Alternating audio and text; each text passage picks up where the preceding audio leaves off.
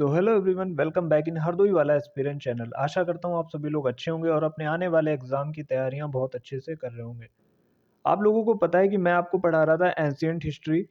इससे पहले हम लोग एक टॉपिक पढ़ चुके हैं 16 महाजनपद और काफ़ी टॉपिक्स कवर कर चुके हैं। जिन बच्चों ने अभी तक वो टॉपिक शुरुआत से नहीं देखे हों, आप लोग ज़रूर देखिएगा। मैंने बिल्कुल सिरे से यानी शुरुआत से आपको एंशियंट हिस्ट्री पढ़ा रखी है और आज हम लोग उसी क्रम में आगे बढ़ने वाले हैं। आज का हमारा टॉपिक है हर्यक वंश। इससे पहले मैंने आपको 16 महाजनपद का टॉपिक पढ़ा रखा है। जिन्होंने नहीं देखा ज़रूर देखें, क्योंकि उसके बाद ही आपको ये चीज़ें समझ में आएंगी। 16 महाजनपदों में बात करें तो मगध जो था वो सबसे ज़्यादा शक्तिशाली था और उस पे जिन भी राजवंशों ने शासन किया है शुरुआत से लेकर आखिरी तक, एक एक चीज़ आपको टॉपिक वाइज पढ़ाई जाएगी। तो जो भी बच्चे फ्रेशर हैं, लास्ट तक वीडियो को ज़रूर देखना और यहाँ से जितने भी क्वेश्चन बन सकते हैं वो सारे इस वीडियो में डिस्कस करे जाएंगे और आपका एक भी क्वेश्चन नहीं छूटेगा। तो चलिए बिना किसी टाइम वेस्ट के शुरू कर लेते हैं अपना आज का टॉपिक हर्यक वंश। पहले जान लेते हैं इसकी समय सीमा क्या थी। बच्चे अक्सर इसमें कंफ्यूज होते हैं। तो ये 544 ईसा पूर्व से 412 ईसा पूर्व तक इसकी समय सीमा थी। पहला क्वेश्चन आपका यहीं से डन हो जाता है।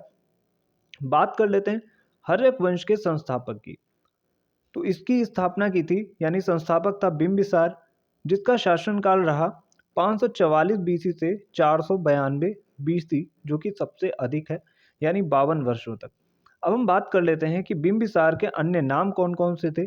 एक नाम था उसका श्रेणिक या श्रोणिक भी कहते हैं कई जगह, और एक नाम था उसका क्षेत्रोजस। श्रेणिक जो नाम है, यह नाम बिंबिसार का जैन साहित्य में पाया गया और क्षेत्रोजस जो नाम है, यह नाम मत्स्य पुराण में पाया गया। कुल पुराण 18 हैं, यह आपको पता होना चाहिए।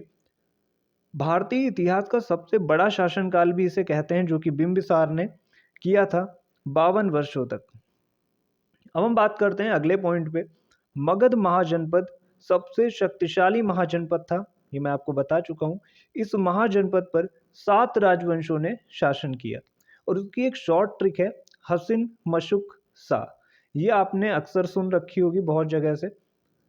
हा से हर्यक वंश, सा से शिशुनाग वंश, ना से नंद वंश, मा से मौर्य वंश हो गया, शु से शुंग वंश और का से हो गया कंडव वंश और सा से हो गया सातवाहन वंश। अब हम लोग बात कर लेते हैं अगले पॉइंट की। तो बात कर लेते हैं अगले पॉइंट की। बिंबिसार ने अंग महाजनपद को जीता और वहां अपने पुत्र अजातशत्रु को उपराजा या फिर कई जगह होता है कि राज्यपाल वहां का बना दिया और इसकी राजधानी जो थी राजगृह या गिरिव्रज थी। आपको ये पता होना चाहिए कि राजगृह और गिरिव्रज में कई बार बच्चे कंफ्यूज होते हैं। राजगृह का ही पुराना नाम गिरिव्रज था, यह आपको पता होना चाहिए। और जिससे युद्ध लड़ा था बिंबिसार ने अंग महाजनपद को जीतने के लिए, उस शासक का नाम था ब्रह्मदत्त। जब बिंबिसार ने अंग महाजनपद जीता था, उस समय ब्रह्मदत्त वहां का शासक था। पॉइंट वाइज पॉइंट चीजें आपको क्लियर होती जाएंगी। अब हम बात करते हैं अगले पॉइंट की। बिंबिसार ने राज्य विस्तृत करने हेतु विवाह संबंधों का सहारा लिया। उसने कुल 3 विवाह किए, जिससे उसके राज्य का विस्तार और अधिक बढ़ गया। पहला महाकोशला के साथ किया। ये कौशल नरेश प्रसेनजीत की बहन थी और इन्हें वहां से काशी दहेज में दिया गया। अब हम बात करते हैं अगला विवाह इन्होंने किया चेलना के साथ, जो कि चेटक की पुत्री थी, और वज्जी जो वर्तमान बिहार में है, ये दहेज में मिला। और बात करते हैं क्षेमा, ये मध्य प्रदेश की राजकुमारी थी, इनसे विवाह हुआ था, जो कि पंजाब के आसपास का क्षेत्र पड़ता है। अगले पॉइंट पे आ जाते हैं। बिंबिसार प्रारंभ में बौद्ध धर्म का अनुयायी था, परंतु अपनी पत्नी चेलना के कहने पर उसने जैन धर्म अपना लिया था। मोस्ट इंपॉर्टेंट पॉइंट है। अब हम बात करते हैं अगले टॉपिक पे। अगला टॉपिक आपके सामने है। पहले हम बात कर लेते हैं अजातशत्रु किसका पुत्र था। तो अजातशत्रु था चेलना का पुत्र। और वहीं बात करते हैं जीवक की। कई बार ये चीजें आपने सुन रखी होंगी, टीचर्स इन चीजों को स्किप भी करते हैं बहुत बार। जीवक भी बिंबिसार का ही पुत्र था और ये राजवैद्य भी था बिंबिसार का। और महात्मा बुद्ध की अंतिम दिनों में जो सेवा की थी, जब वो बीमार पड़े थे, तो वो जीवक ने ही की थी। और अवंती के राजा चंड प्रधोत को भी जीवक ने ही ठीक किया था। अब जीवक के विषय में कुछ जान लेते हैं। जीवक आम्रपाली का पुत्र था। आम्रपाली मगध की गणिका थी। गणिका का मतलब जो नाचने गाने वाली होती हैं। कई जगह से बिंबिसार की चौथी पत्नी भी इसे कहा गया है। कई जगह जो आम्रपाली थी इसे बिंबिसार की चौथी पत्नी भी कहा गया क्योंकि जीवक इसका पुत्र था। बात करते हैं अगले पॉइंट पे। तो हम लोग आ चुके हैं अगले पॉइंट पे। मगध साम्राज्य पर शासन करने वाले वंशों का क्रम। ये मैं आपको अभी बता चुका हूं।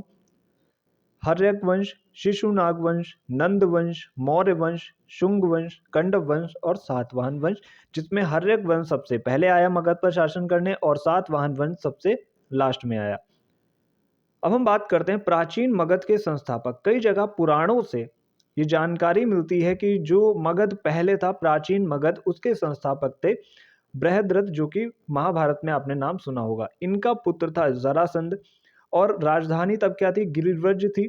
और इसके बाद राजगृह, मतलब राजगृह का ही प्राचीन नाम गिरिव्रज था, बाद में से राजगृह कहा जाने लगा। मगध साम्राज्य का प्रथम उल्लेख कहाँ मिलता है? तो ये मिलता है अथर्ववेद में। अब हम चलते हैं अगले पॉइंट पे। हम पढ़ते हैं अगले पॉइंट पे। तो बिंबिसार ने अपने ज्येष्ठ पुत्र दर्शक को उत्तराधिकारी बनाया। आप लोगों को अभी मैंने बताया था कि बिंबिसार ने जो अंग महाजनपद जीता था, वहां का राज्यपाल अपने पुत्र अजातशत्रु को बनाया था। परंतु अजातशत्रु ने अपने पिता बिंबिसार की हत्या कर दी और गद्दी पर बैठ गया। उसका रीजन क्या था? कि वो खुद राजा बनना चाहता था अजातशत्रु। इसीलिए अजातशत्रु को प्रथम पितृहंता कहा जाता है। पितृहंता का मतलब होता है जो अपने पिता की हत्या कर दे। अजातशत्रु को कहा गया क्योंकि इसने अपने पिता की हत्या कर दी थी। और हर्यक वंश को पितृहंता वंश भी कहा जाता है। कई बार एग्जामिनर क्वेश्चन पूछ चुका है कि पितृहंता वंश निम्न में से किस वंश को कहा जाता है, तो वहां पे आपको हर्यक वंश को टिक करना है। अब हम बात करते हैं, कई जगह एक अलग ही कहानी दी जाती है। अब ये कितनी सच है ये नहीं पता, लेकिन आप पॉइंट वाइज पॉइंट चीज़ें ज़रूर पढ़िए। चीज़ें आपको पता होनी चाहिए। कई बुक्स में ये भी लिखा हुआ मिलता है कि बिंबिसार को अजातशत्रु ने बंदी बना लिया था, लेकिन जब बाद में उसे पता चला कि उसका जो पिता था बिंबिसार, वो उसका बुरा नहीं चाहता था। बिंबिसार पहले अजातशत्रु को ही राजा बनाना चाहता था। जब यह बात अजातशत्रु को पता चली तो वो अपने कृत्य से, क्योंकि उसने कारागार में डाल रखा था, ये देखकर उनके पास गया। उसके हाथ में एक तलवार थी उस टाइम पे, परंतु बिंबिसार को लगा कि वह उसे मार देगा, इसी कारण उसने जहर खा लिया। उसके बाद अजातशत्रु गद्दी पर बैठा और उसकी हत्या भी उसके पुत्र उदयन ने कर दी थी बाद में अजातशत्रु की।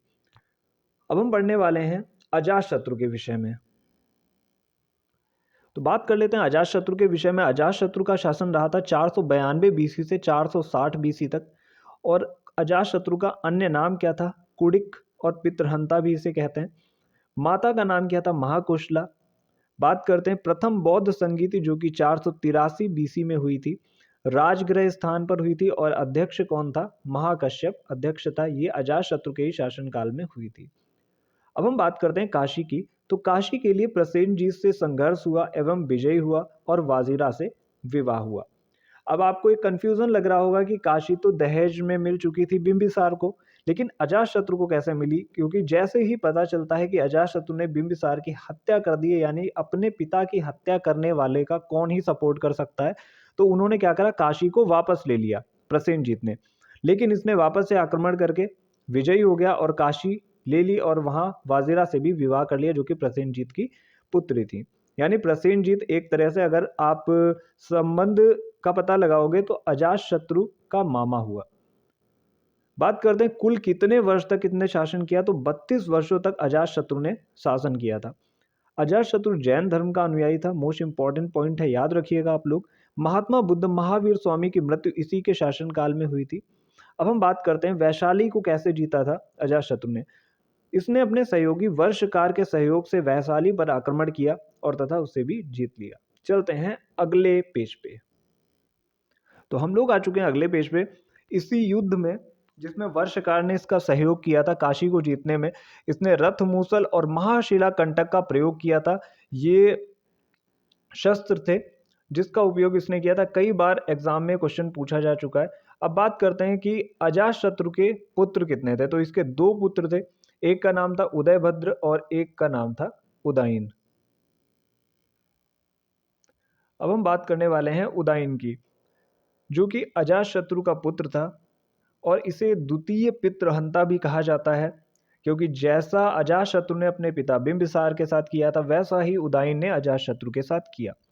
इसे द्वितीय पितृहंता भी कहा जाता है। इसने पाटलिपुत्र नगर की स्थापना की थी, जो कि गंगा, गंडक और सोन नदी पर है। उदयन ने राजधानी पाटलिपुत्र को बनाया था, पहले राजगृह थी। अब आपको मैंने बताया था कि राजगृह और गिरिव्रज एक ही चीज थी, ठीक है। राजगृह जो है वो गिरिव्रज का नया नाम है, गिरिव्रज पुराना नाम था, और इसने स्थानांतरित कर दिया एक तरीके से, जो राजगृह राजधानी थी वहां से पाटलिपुत्र को राजधानी बना दिया। कहने का अर्थ ये है। उदयन का अन्य नाम क्या है? उदयन का अन्य नाम उदाई या फिर उदयभद्र भी इसे कहा जाता था। पाटलिपुत्र का अन्य नाम क्या है? बहुत बार बच्चे यहाँ पे कंफ्यूज होते हैं और बहुत से टीचर इसे भी स्किप कर देते हैं और एग्जाम में क्वेश्चन पूछ लिया जाता है। तो पाटलिपुत्र का नाम था कुसुमपुरा। उदयन के 3 पुत्र थे, अनिरुद्ध, मुंडा और नागदशक, जिन्होंने बारी बारी से शासन किया। इसके तीनों पुत्रों ने क्रम से शासन किया। उदयन की हत्या के विषय में सटीक जानकारी नहीं मिलती है। ऐसा माना जाता है कि किसी अनजान व्यक्ति ने चाकू गोदकर इसकी हत्या कर दी थी। उदयन का पुत्र नागदशक एक अयोग्य शासक था और अंतिम शासक था हर्यक वंश का। पहला शासक बिंबिसार और अंतिम शासक नागदशक। तो हर्यक वंश का अंतिम शासक कौन है? नागदशक है। अब हम बात करते हैं, ये मोस्ट इंपॉर्टेंट है कि नागदशक की हत्या कैसे होती है। तो नागदशक की हत्या उसके मंत्री शिशुनाग ने कर दी थी और शिशुनाग वंश की स्थापना की थी। शिशुनाग बनारस का रहने वाला था। मोस्ट इंपॉर्टेंट पॉइंट है।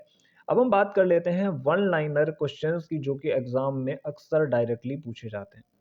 मगध पर सबसे पहला शासन करने वाला वंश हर्यक वंश। हर्यक वंश का संस्थापक कौन था? बिंबिसार। और हर्यक वंश की राजधानी क्या थी? सबसे पहले राजगृह थी।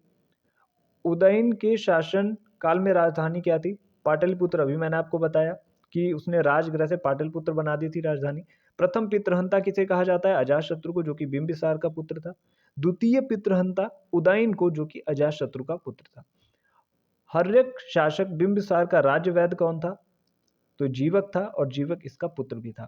मगध साम्राज्य का वर्णन कहाँ मिलता है? तो अथर्ववेद में मिलता है। सर्वप्रथम मगध पर किस वंश ने शासन किया? अभी मैं आपको बता चुका हूँ, हर्यक वंश ने। हर्यक वंश की समय सीमा क्या थी? 544 बीसी से 412 बीसी। भारत के इतिहास का सबसे बड़ा कार्यकाल, शासनकाल किसका रहा? तो ये रहा बिंबिसार का। कितने वर्ष? 52 वर्षों तक। बिंबिसार का अन्य नाम क्या था? श्रोणिक था। अंग महाजनपद को जीता था बिंबिसार ने, और उसी का राज्यपाल बना दिया था अपने पुत्र अजातशत्रु को। चलते हैं अगले पेज की ओर। आ चुके हैं अगले पेज पे। बिंबिसार की हत्या किसने की थी? तो अजातशत्रु ने की थी। पितृहंता वंश के नाम से कौन सा वंश जाना जाता है? तो वो हर्यक वंश है। प्रथम बौद्ध संगीति किसके शासनकाल में हुई थी? तो अजातशत्रु के शासनकाल में। कहाँ हुई थी? राजगृह में। और अध्यक्ष कौन थे? महाकश्यप। अजातशत्रु किस धर्म का अनुयायी था? तो वो जैन धर्म का अनुयायी था। काशी हेतु अजातशत्रु का संघर्ष किसके साथ हुआ? तो प्रसेनजीत के साथ हुआ। अजातशत्रु के मगध पर कितने वर्ष तक शासन किया अजातशत्रु ने? तो 32 वर्षों तक किया। बिंबिसार के शासन वर्ष कितने थे? मतलब बिंबिसार ने 52 वर्षों तक शासन किया। महाशिला कंटक का प्रयोग किसने किया? अजातशत्रु ने किया था। उदयन के कितने वर्ष तक शासन किया उदयन ने? तो 16 वर्षों तक उदयन का शासन रहा। अजातशत्रु की हत्या किसने की थी? तो उदयन ने की थी।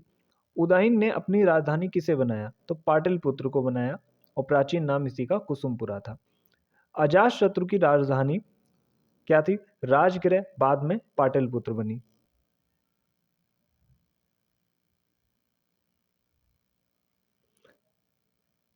बिंबिसार ने मगध की राजधानी क्या बनाई थी? तो वो गिरिरज बनाई थी, और इसे ही राजगृह भी कहा जाता है। अब बात करते हैं राजगृह और गिरिरज को किसने बनाया था? तो ये एक विख्यात शिल्पी थे, महागोविंद, इन्होंने बनाया था। तो आज का सेशन हमारा यहीं पे फिनिश होता है। आशा करता हूँ आपको चीज़ें समझ में आई होंगी। जो बच्चे पहले से तैयारी कर चुके हैं उनका रैपिड रिवीजन हो गया होगा। रैपिड रिवीजन मतलब फास्टली आप किसी चीज़ को जब रिवाइज करते हो, उस चीज़ को बोलते हैं। लास्ट में मैंने वन लाइनर क्वेश्चंस भी करा। अभी टाइम हो रहा है 14 मिनट कुछ। और ऐसा टॉपिक आपको हर एक वंश आप किसी भी टीचर से पढ़ लीजिएगा, आपको मोस्टली वो 40 या 50 मिनट के टॉपिक्स मिल जाएंगे।